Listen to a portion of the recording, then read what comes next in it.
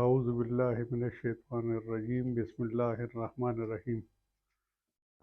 ګرانو ملګرو، د دې نه مخکې تاسو زموږ پروګرام وکتو، هغه هم دا هم د هغې سلسله ده او دغه شان د وجود ازادي دا پوزه ده، داسې به ورپسې بیا بل بل بل نه. موږ مقصد پکې دی چې هغه جملې ورله راوړو کوم چې پښتو کې مشهور دي، دا د دې لپاره کوو. دا نه دی یعنې وجود کې ازادي او موږ به پکې استعمالوو په جملو کې. دې سره داسې جملې تړلې دي چې لیکلی کېږي یو شان، معنا بدله ورکوي، بل شان ورکوي. دا د دې لپاره راوړو. اوس لکه ماشومانو ته چې مشران دغه کېږي څه کار ورته وي او نه کوي، نو اواز به له ورکوي پوزوره. حالانکې پوزه به یې نه وي غټه، خو دا یو قسم د غوسې اظهار دی، هغه ادبي کنځل دي. لکه غوسه پې وځي په دې الفاظو باندې او هغه ماشوم پې زور هم والي، نو دې دپاره دا استعمالیږي پوزوره. ها له پوزې نه اویزان. پوزې اویزان مونږ هغې ته وایو چې په یو کار کې بنده تنګ یې او کوي زړه یې نه وي، نو مونږ وایو چې دا بنده د پوزې نه اویزان دی، د ده زړه نه دی. که د ده په وس کې وي یا د ده په اختیار کې وي دی به په خوا تللی و، خو دی د پوزې نه اویزان دی، په دې کار کې ښه تنګ دی، ګیر دی. دا د دغې دپاره استعمالیږي. ښه مونږ وایو چې پلانکي یا پوزه یې راله پرې کړه، یا د کلي پوزه پرې کړه. پوزه پرې کول مطلب دی داسې کار کول، د شرم کار کول، پرېوتی کار کول چې هغې باندې هغه ټول کلی ملامته شي یا د ملامتیا کار وکړي. که د چا کشر وکړو نو هغه وایي چې یاره پوزه یې راله پرې کړه. دا دې دپاره استعمالیږي. مطلب دی چې زموږ هغه عزت یې ښه ورېرې کړو. ها بل ځای کې وایي که پوزه یې نه وې نو ګن به یې خوړو. دا مونږ دا ګن مجبوراً لیکو.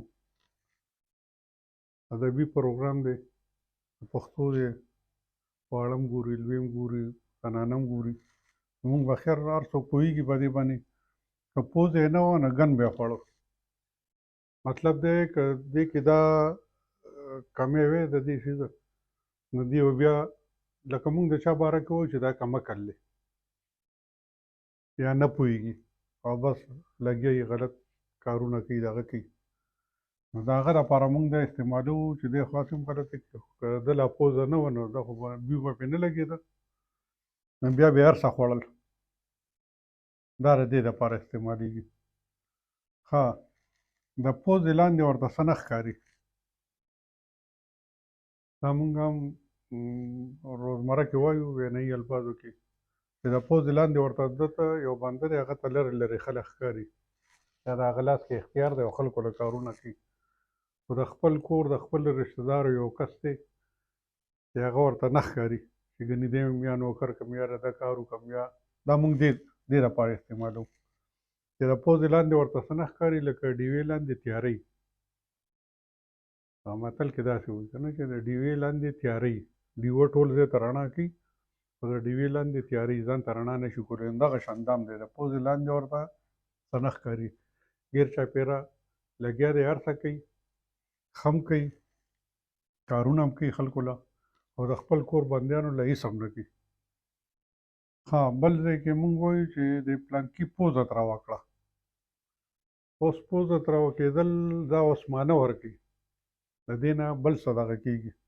یعنې مطلب دی چې یو بنده په یو کار رضا نه وي او کېږي، نو مونږ وایو چې پوزه یې تراوه کړه، دی پرې رضا نه دی، دی نه غواړي چې داسې دې وشي. دې ته وایي پوزه تروېدل یا یې تروه کړه.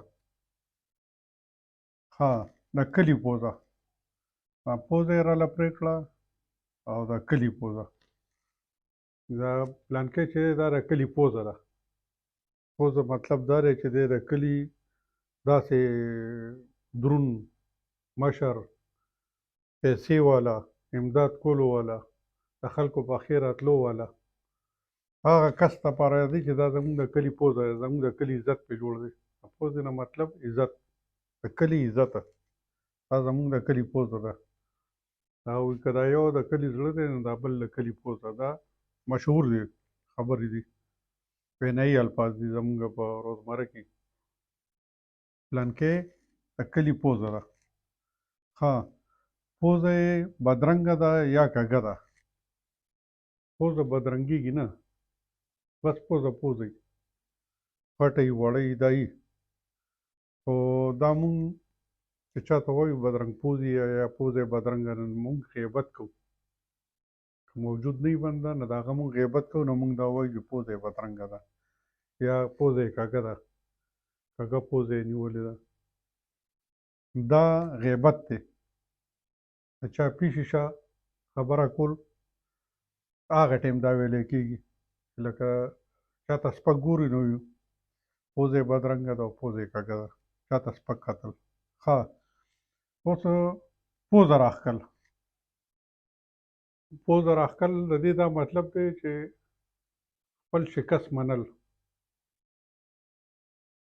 مونږ وایو که نه چې د پلانکي ورته پوزه راښکله، بس خپله غلطي تقسیم کړه، خپل کموالی یې تقسیم کړه، بل یې ومنه، په میدان یې ورته پوزه راښکله. سکولونو کې چې به استادانو سزا ورکوله، نو که جمع به و نو واړه به یې په چوکن نه وهل، نو په هغې باندې به په ځمکه پوزه یا په دیوال به یې پرې پوزه راښکله. دا سزا وه. نو دا سزا چې ده نو دا مطلب دی چې هار منل دي، شکست منل دي، بیلات منل دي. چې څوک ومني، مونږ وایو چې دا پوزه یې راښکله، شکست یې تسلیم کړه. ښه، پوزه ترې زنګي. اوس څنګه زنګي؟ پوزه خو د دې مطلب دی چې دی دومره خفه دی، ناراضه دی چې پوزه ترې زنګي، د شکل نه ما ثابتېږي چې دی خفه دی. دا دغه ځای کې استعمالیږي. د دې نه پوزه ترې زنګي معنی ده چې خفه دی، پریشانه دی، په مسله کې دی. دا د دې لپاره دی. ښه، زنانه کورونو کې اکثر د ماشومانو ته چې دغه کې هماغه پوزوره یا پریښ پوزیه پوزه به یې ټیکي، خو دا یو قسم د غوسې هغه اظهار پکې وشي، اړه پې سپک کړي او په وړو هم بد ولګي، نو هغه کار زر وکړي چې مطلب دی چې نور راته څه ونه وایي. دغې ته پریښ پوزې وایي یا چیته پوزه مونږ وایو. هغه لکه دا دې ځای کې ما لیکلي چیته پوزه او دنګه پوزه، دا جدا جدا دغه دي. هغه شان غټه پوزه، خو د دې سره بیا مونږ جدا خبرې تړلې دي. دا مونږ خیرو کې وایو، غټ پوزه خیرو کې وایو، پریښ پوزه خیرو کې وایو، خو اوږده پوزه چې ده نو دا په خیرو کې نه دی.